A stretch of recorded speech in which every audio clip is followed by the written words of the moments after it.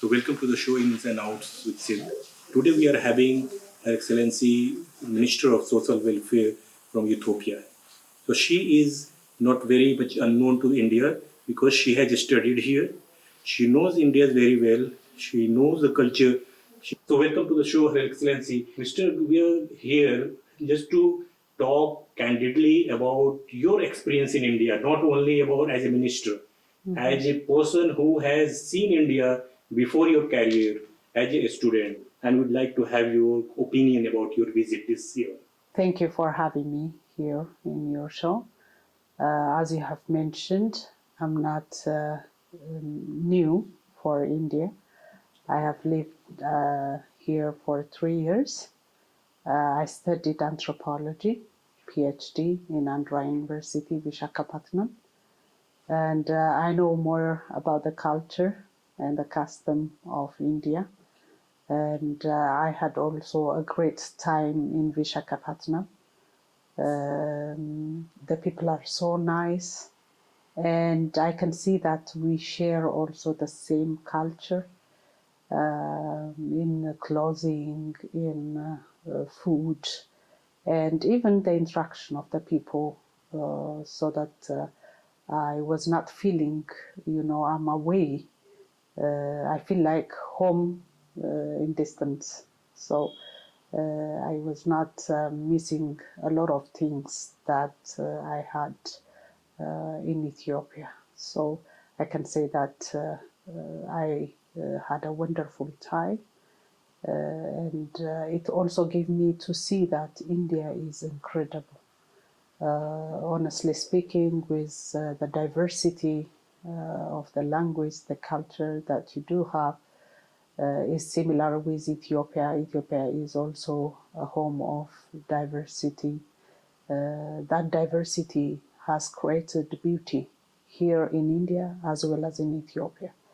And it was also great for me to see the education system here in India and other cultural systems as well as social systems, which will be more also compatible in Ethiopian case. So not only as Ethiopian minister, but I feel like here in India, India is my second home. Especially Vizag is my second hometown. So I feel like I'm home. So that's why I have mentioned that home away from home. Yeah. So you have mentioned when you were in Andhra and Visakhapatnam, I read about that you told that this education, Indian education, has played a very important role in your career. And how do you see, and what are the inspirational part that you see for other newcomers, those who are coming from Africa to India for education? Thank you. As I have told you, I studied anthropology. Anthropology is a science, a social science, which studies about the whole society, the fabrics of society, and the living way of people, culture, custom, economic, social, and political system as well. So in order to have that rich knowledge in the education system, being in India and studying anthropology means a lot. Rather than just having only theoretical part of the science of anthropology, it gave me really the actual experience to see it on the ground, so that enriched the education that I got from the school, from my university. And at the same time, Andhra University, it's a prestigious university, one of the public university in India. And well-known professors, gurus are there. So I can tell you, getting the knowledge from them and using their wisdom in the education had contributed really a lot and I can say it has a significant impact in the life of the students. As I just mentioned earlier, it impacted me in many ways. Not only getting education or the academics, that what matters a lot is that you learn from the people, from your gurus, and from the whole university community as well. So that I can say the theoretical part that you learn from the books, Googling, and reading and learning in a classroom and discussing with your professors, get into the actual reality of the life itself is an asset and a great input in my degree.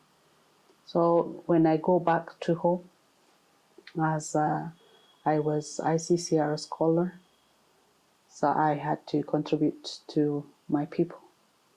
That's what I have learned here. When you grade up your education, it's not only to earn degree, but it has to be to serve your society, your community, and to serve the nation. So during my stay in Andhra Pradesh, Vishakhapatnam, what I have seen is my gurus, my professors, they are paying back to the society who taught them,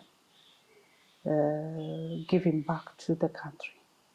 So I put this in my mind and my heart, and when I just get back home, I try to do my best. And the other thing is, we all are human. That humanity has to be in our heart. That is also one valuable thing that I have learned during my stay here in India. So I decided to strengthen the relationship that Ethiopia and India has, so that I just played my role in a way that I could. So as I have said, we all have similarities, the two beloved countries, India and Ethiopia. So that similarity has to be strengthened. The people-to-people relationship and the government-to-government relationship. So I've been introducing the culture of India there in Ethiopia. Actually, it's well known there. And the culture of Ethiopia during my study here, I was promoting and introducing to the community as well. So starting from the Ethiopian coffee, when I went to Araku, I have seen that there is Ethiopian coffee, and I said, wow, so here also we are, and the other things as well. India has contributed a significant, role in the education system of Ethiopia. Many high school teachers were there, are still there, and many professors are also teaching in the university, more than 1,000. And when we get into the economy, so many investors are there. Indian investors are the third investors in Ethiopia at the third level. I hope we will do a lot, and they will become the first investors in Ethiopia. You have told that you are the inspiration for new generation, and people are helping, and people are also helping your country to in the sector, different sector like education. So how difficult it was? It's like very much patriotic political system. If you see, especially in this, how it was easy or difficult for you to get into this politics and become this kind of challenging, handling this kind of challenging role? I strongly believe that life itself is politics. So if you know how to deal with life, so you will know how to deal with politics as well. So it's part and parcel of our living life. From the academia, moving to the political system, actually, when you move from one environment to the other, there might be inconveniences, or coping up with the situation might just take a while. That one, as I have said, if it is part of our life, so we need to just balance these all things. In the academics, actually, it's totally a different environment, but still there are also politics in academics as well. Actually, the nature is different. So when you get into the real politics life also, there are challenging things, but you cope up with them. So the bureaucracy is, the way that you see things and handling things matters a lot. As a Minister of Social Affairs and Women Affairs who is working on the children issue, youth, people with disability, and elderly or senior citizens, dealing with the whole population, it means. So, looking at the door and making all the bureaucratic things may not able to help you to serve your people. So, I think politics itself needs a human heart, so that you can get into, the local people with the people that you serve, and you have to be open up, open and opening up all the systems to be function that the people could benefit is more important thing. So my approach was in that way. So looking at all the system and making the bureaucracy very strong doesn't make you a politician, a big politician. If you are a real politician, you have to work together in collaboration with your people. The power is in the hands of the people. You have to believe that. And always we politicians are there to serve the nation. So this collective leadership style, servant leadership style has to be there. The people themselves have to decide on what is good for them and what is not. So at the policy making, position, when you have to consult with people. So Yeah, there is a news of refugees, those who are going through food grain crisis, that it is something internal displacement. The people communities is recently due to the geopolitical crisis, due to Ukraine and other things we are facing. So how do you see, especially youths, women, and children of those community, especially those who are victims and those who are suffering into that? As a politician, as a mother, or as a female, how do you see how it can be handled? Because they are also human beings. So how do you see that these challenges are not just a financial issue or something? It's like humanitarian issue, and as a mother, as a person from the social background and the social welfare department, how do you see it can be tackled? it's a very challenging time that we had due to the conflicts and due to Corona. The whole social system was abrupted, I can say, and the economic system as well.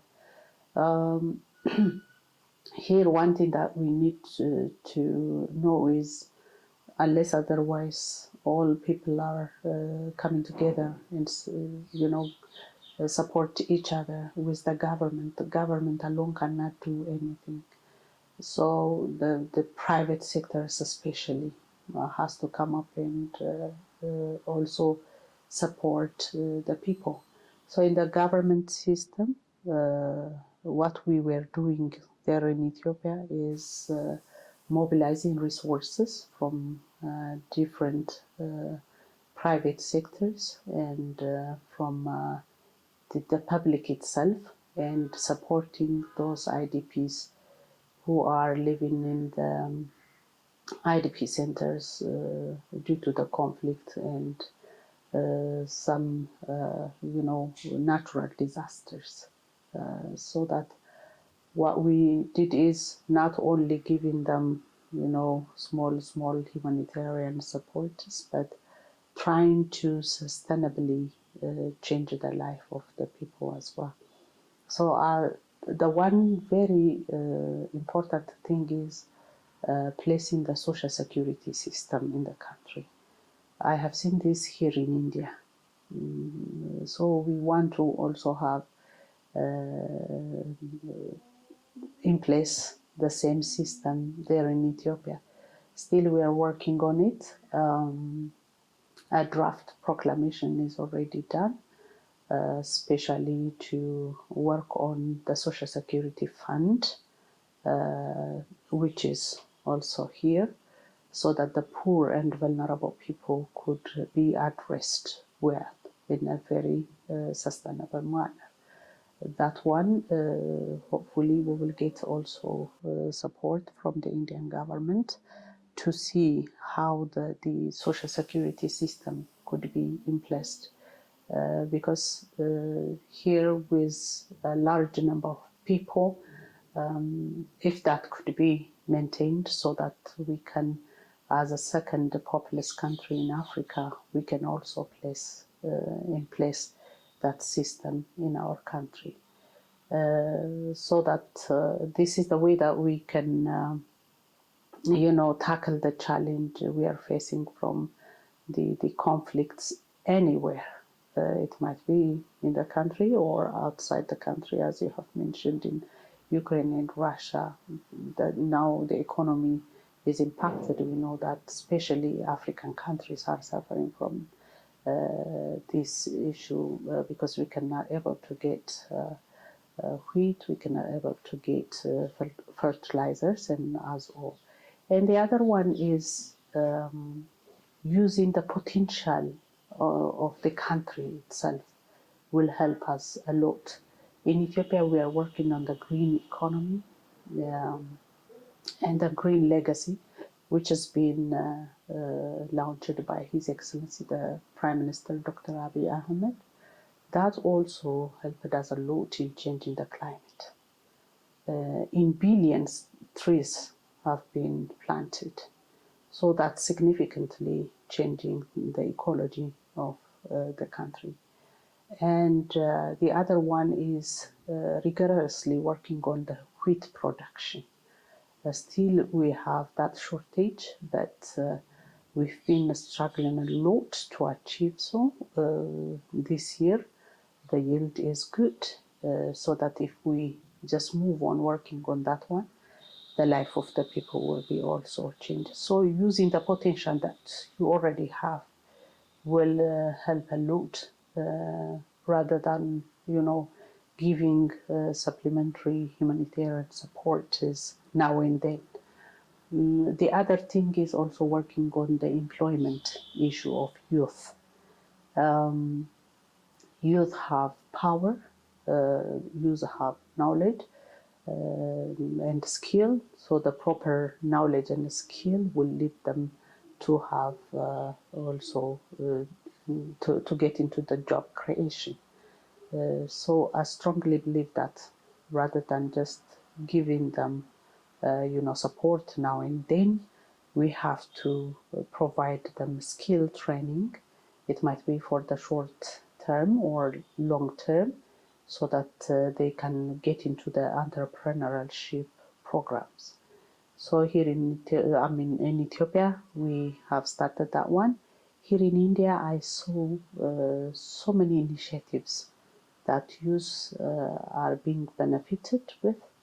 So I discussed this one with the Honorable Minister of External Affairs and Honorable Minister of Women and Children Affairs, so that we can also exchange in many ways the knowledge that you have here in India, so that it could be implemented in Ethiopia accordingly.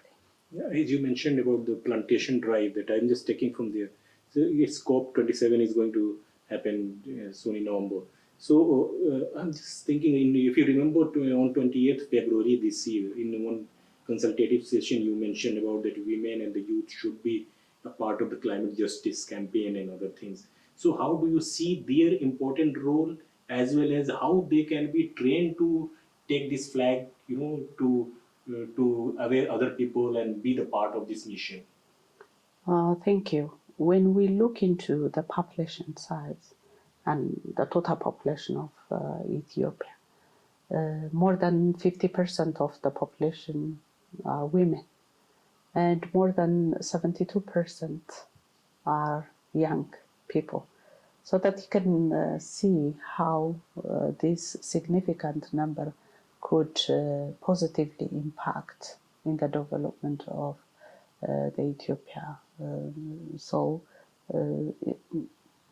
That's why I said if we use this human resource that we have in a proper way, if we could just manage it and let them do and be part of the development of the country, so that they can significantly really change the life of the whole society. Women are backbone of the society. Without women, we are not going to achieve any development goals that we have. As Ethiopia, we prepared a 10 years development plan that puts women at the center of the development agenda. We have different women development armies at the grassroots level. They are engaged in different activities, especially in small and medium enterprises, but we didn't use them properly. So what we are planning now is giving them the right education and skill development trainings. Will also support the family. So economic empowerment of youth and economic empowerment of women is very important, and in any spheres of the development issue, as you have mentioned. In the Green Legacy, for instance, it was women's associations and organizations who come together and contributed a lot in plantation. The same is true in youth, especially the last two summers in Ethiopia. The youth associations were tremendously just working on the green plantation, and the youth volunteerism program also supported us a lot in this regard. And moreover, we are planning now not only trans-regional or beyond region volunteerism in Ethiopia, but we are now planning cross-border volunteerism amongst the African youth. So as Ethiopia, the seat of Africa, we are also working on the cross-border volunteerism of youth to work on the green legacy. That is the initiative of our Prime Minister.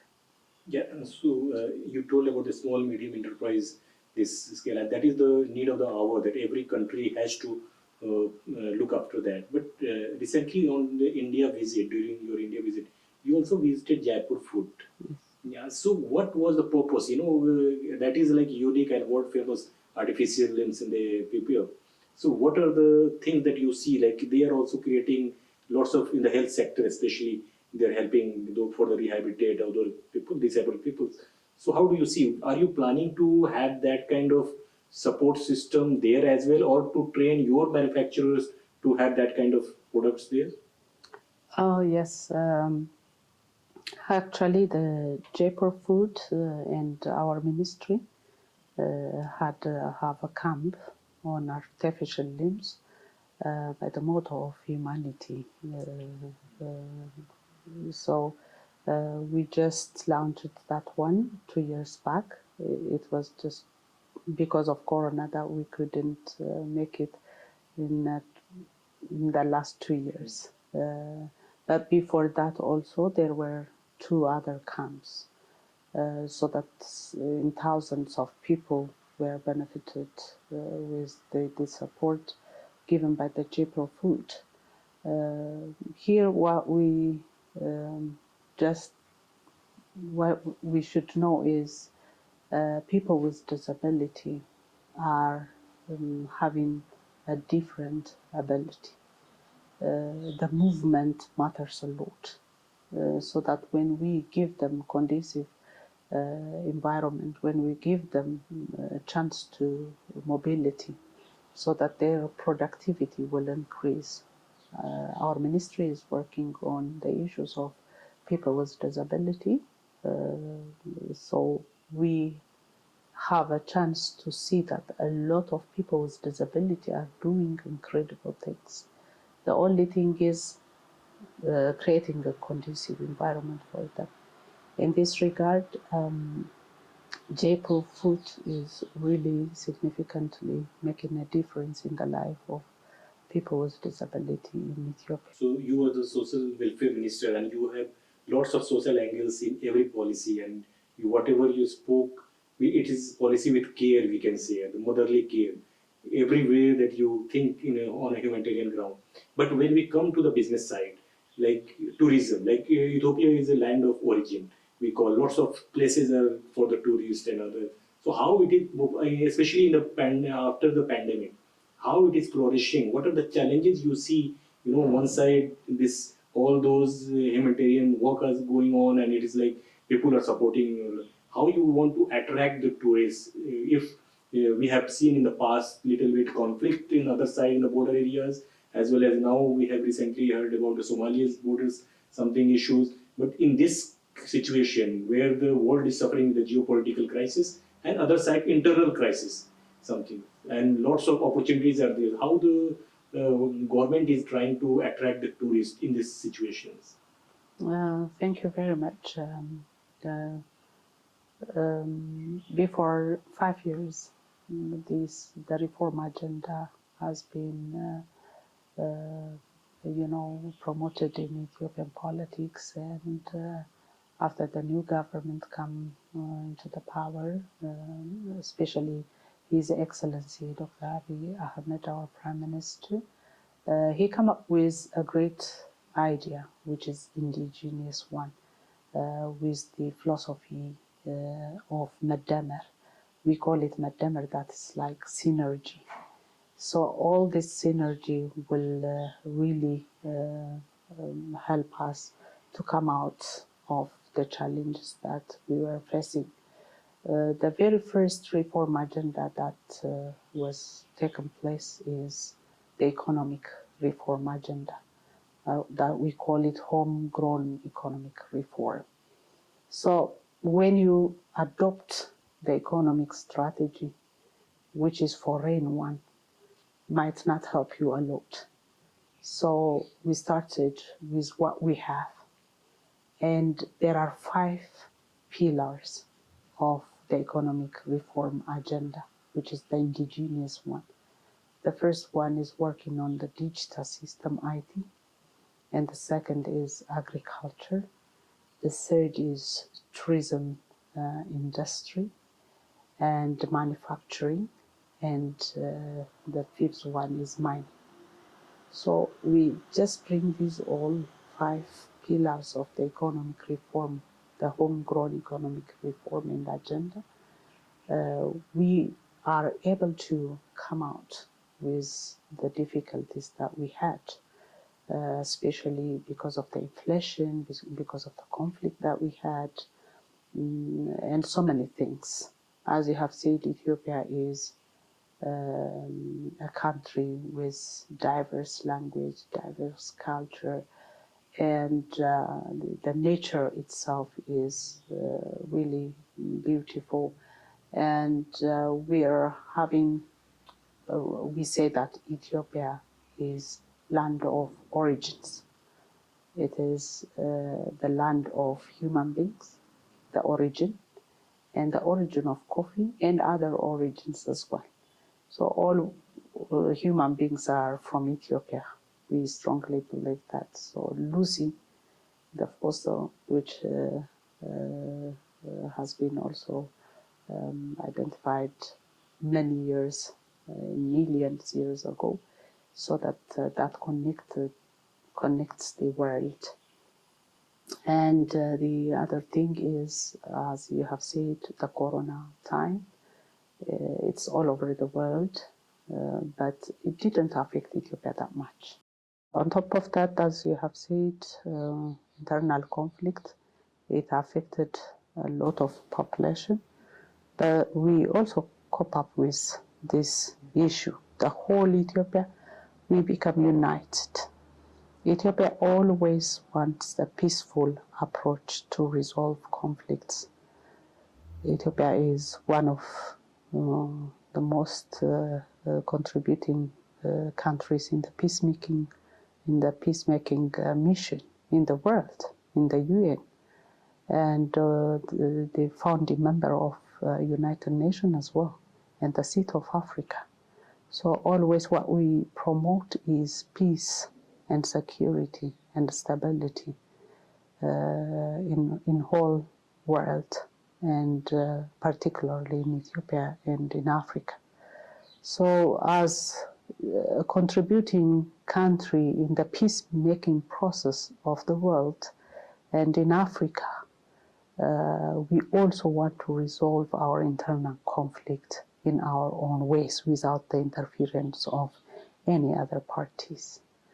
So that I can say we are able to cope up with all these situations and come up with our own indigenous knowledge of resolving these issues, so that now the economy is now coming up, and a lot of progress is there.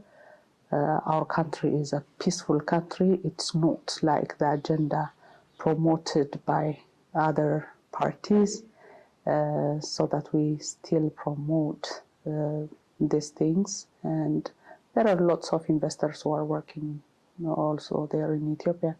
They also witness these things. And the other thing is with the great Renaissance Dam that we have built. Now the second electricity, the second phase is released, and now the power is on, and the third filling is also done.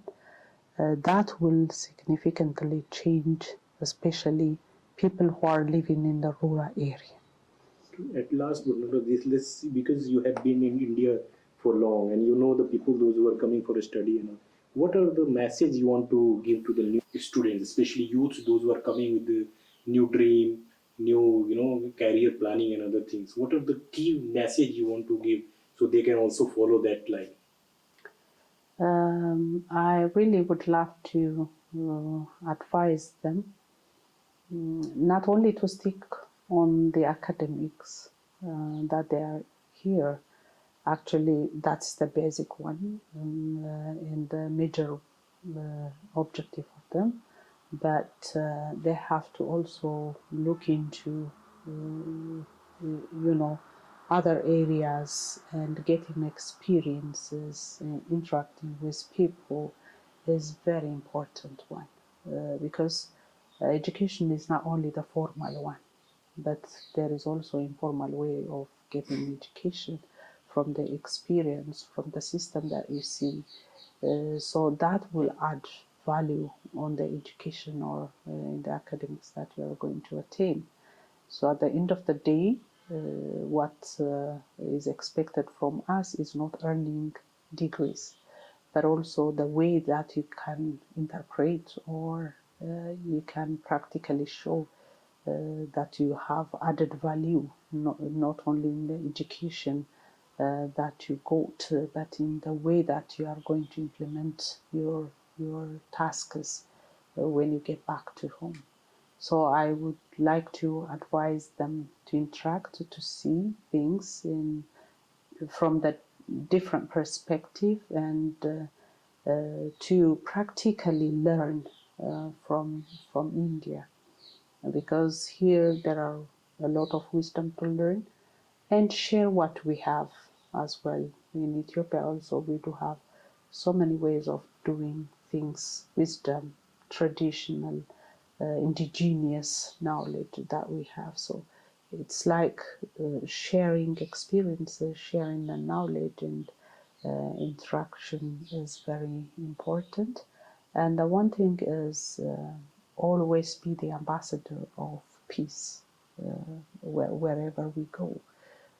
So that if we just promote that peace, that will also strengthen the relationship between people to people and the two beloved countries, Ethiopia and India, as well. Thank you so much. Today we had Minister of Social Welfare from Ethiopia, and it was very excellent talk and very straight from the heart. Like whatever we spoke, it was a candid show and candid talk. It was nothing to do with the political or anything. It's just experience sharing for the newcomers that who can also learn to achieve something in their life. Thank you so much once again.